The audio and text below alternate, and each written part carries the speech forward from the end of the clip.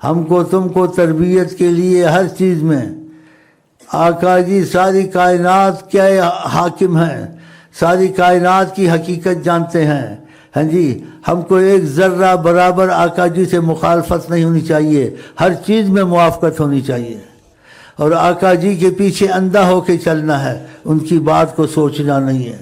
اگر تم کو یہ بات پتہ چلے کوئی بھی کہ حضرت محمد مصطفیٰ ایسا کہتے ہیں، ختم، تم نے اختلاف نہیں کرنا، مان لے بات، چاہے عقل میں آئے یا نہ آئے. صحابی ایسے ہی تھے. ایک صحابی آیا، اس نے کہا یا رسول اللہ تنگ دستی ہے، ہمارا میاں بیوی کا گزارا نہیں ہوتا ہے، کل شادی ایک اور کر لو. دیکھا، شادی ایک اور کر لو، اسے ایک اور شادی کر لی.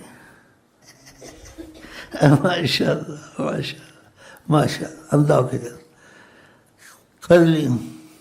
حالات ایسے ہی رہے جیسے تنگ دستی. پھر آیا، کرم فرمائیں، رحم فرمائیں، تنگ دستی ہے کر بھی لیے، کہا ایک اور کر لو.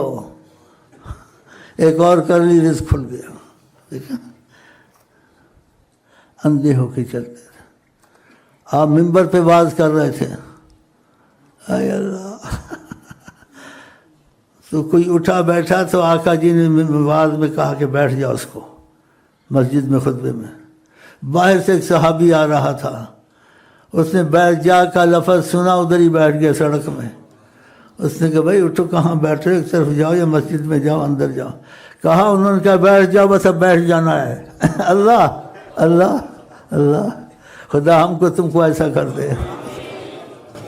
جو کتابوں میں کل عمر سمجھانا تھا، جو کتابوں میں کل عمر سمجھانا تھا، عشق نے پل میں عرفان وہ دے دیا.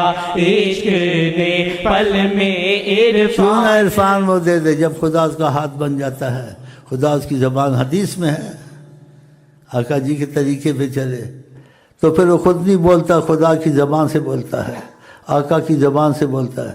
اس کو علم کی ضرورت نہیں ہے، وہ اب دوسری زبانوں سے بولتا ہے، تو اس کو علم سیکھنا پڑتا ہے، نہیں سیکھنا پڑتا. دیکھا، ایک علم ظاہری ہے، یہ بھی حقیقت ہے، لیکن ایک علم واجب بنیادی حقیقت ہے کہ اللہ تعالیٰ نے تم کو ملت دنی علم دیا ہے. آقا جی کے 40 صباح 40 دن اخلاص سے عبادت کی، خدا حکمت کے چشمے اس کی زبان سے جاری کرتا ہے. یہ علم دنیاوی علم میں زیادہ لگ گئے، قرآن کریم کی تلاوت چھوڑ دی، تسبیحات چھوڑ دی، نمازیں چھوڑ دی، آقا جی سے علیحدہ ہو گئے نا. بس جیسے ایک عقیدہ رکھنا ہے، لیکن ان کے طریقے پہ نہیں چلنا ہے. ہم کو آقا کے طریقے پہ چلنا اور اندھا ہو کر چلنا. بولو انشاءاللہ. رازدان خدا، رازدان نبی، رازدان خدا، رازدان نبی، رازدان خدا، رازدان نبی. عشق نے رازداں راہبر کو کیا، عشق نے رازداں راہبر کو کیا، عشق نے رازداں راہبر کو کیا، عشق نے رازداں راہبر کو کیا، عشق نے رازداں راہبر کو کیا. دیکھو ظاہر بات کہتا ہوں، دعویٰ نہیں کرتا ہوں، بس ایک بات ہے میرے میں، زمین آسمان میں خدا کے بعد عظیم حضرت محمد مصطفیٰ کو سمجھتا ہوں. ان سے عظیم کسی چیز کو نہیں سمجھتا ہوں. اور جب تک مجھے کسی چیز میں دلیل نہ ملے آقا جی پسند کرتے نہیں کرتے ہیں، چاہے دنیا کے بڑے بڑے عالموں نے بات کہی ہوئے، میں اس چیز کو توجہ نہیں دیتا ہوں. ادھر سے جب پتہ چلے گا ماشاءاللہ ماشاءاللہ ماشاءاللہ، جب ادھر سے مجھے پتہ چلتا آقا نے اس ماہ میں کچھ کہا، پھر اب ٹھیک ہے، کیا ٹھیک ہو رہا، کسی نے بھی کہا ہو، چاہے عالموں نے مل کے کہا ہو یا کسی استغفر اللہ ولیوں نے بھی کہا ہو، اعتراض نہیں کرتا ہوں، لیکن بس کہتا ہوں ادھر سے جب کچھ سنوں گا پھر ایسے نہیں. رازدان خدا رازدان نبی رازدان خدا رازدان نبی رازدان خدا رازدان جیسے نبی. رازدان خدا رازدان نبی. چھوٹا سا واقعہ کا اشارہ کر دوں. طریقت کا ایک آدمی تھا تو وہی باتیں علم کی سنتا تھا، علماء کا اختلاف. ایک دکان پہ گیا، اس نے کیا کتابوں کا تفسیروں کا پوچھا کہ فلاں چیز کا اختلاف دیکھوں، اس میں کیا اختلاف ہے، کیا لکھا ہوا ہے مفسروں نے محدثوں نے. چیز سمجھ میں نہ آئے واللہ عالم کہیں، انکار نہ کریں. کہتے حجابات ہٹے جب سب چیز غائب، آقا نے سامنا کرایا اپنا اس شخص کو اور کہا الجھن میں مت پڑو، خود سمجھ میں آ جائے گا کہ ہم ہماری نکاح میں ہم سب کچھ سکھا دیں گے. الجھن میں مت پڑو، سب سمجھ میں آ جائے گا. اسی وقت شیخ دکان کو چھوڑ کے، کتابوں کو چھوڑ کے تسبیح اپنی چلتا پڑھتا چلا گیا. بتاؤ، تو کچھ تو تمہاری سمجھ میں آ گئی ہے کہ اتنی بات غلط نہیں ہے، صحیح ہے طریقت میں. لیکن طریقے کا صحیح آدمی ملنا بہت مشکل ہے، ڈھونڈنا پڑتا ہے. لیکن بعد میں کچھ عمل کرو گے تو پھر وسوسے، سوالات، جواب سب آقا تمہارا ختم کر دیں گے. تم بس ایک نیت کر لو کہ آقا کی بات سوچ کے نہیں ماننی ہے، پاگل کی طرح بغیر سوچے ماننا ہے، اور آقا کی ہر چیز میں موافقت کرنی ہے ان کے ساتھ، اور آقا کے معاملے میں گنجائش نہیں ڈھونڈنی. جیسے چاہتے ہیں ویسے ہی کرنا، جیسے ان کی مرضی ہے. اگر وہ نہ ہو سکے تو اپنے آپ کو ملامت کرے، کوشش میں لگا رہے. دان خدا رازدان نبی رازدان خدا رازدان نبی رازدان خدا رازدان نبی. عشق نے رازدان راہبر کو کیا، عشق نے رازدان راہبر. ادھر بدل دو، مجہول رکھوں. حکمت ہے اس عشق نے رازداں نہ عاشق کو کیا. شاباش. عاشق کا لفظ انسان مجہول، کوئی بھی عاشق ہو اس کو رازدان کرے گا. راہبر کو کہیں گے اب تے منہ خود میاں مٹھو بنے ہوئے ہیں، چلو ہم نہیں بنتے تم بنو. ٹھیک ہے، کسی سے پیٹ پیڑ سے نہیں ہو رہی ہو. ہاں کسی بیٹھے ہوئے نا بیچ میں منحوس، دیکھو یار یہ کیسی باتیں کرتا ہے، یار یہ ایسی باتیں کرتا ہے، کرے گا کر کے مرے گا. رازدان خدا رازدان نبی. عشق نے رازدان عاشق کو کیا، عشق نے رازدان عاشق کو کیا، عشق نے رازدان عاشق کو کیا، عشق نے رازدان عاشق کو کیا. اخلاقی پہلو تم سے شیعہ ملے، سنی ملے، وہابی ملے، یہودی ملے، اخلاق محمدی سے بات کرنا ہے اور دل میں اس سے علیحدہ رہنا ہے.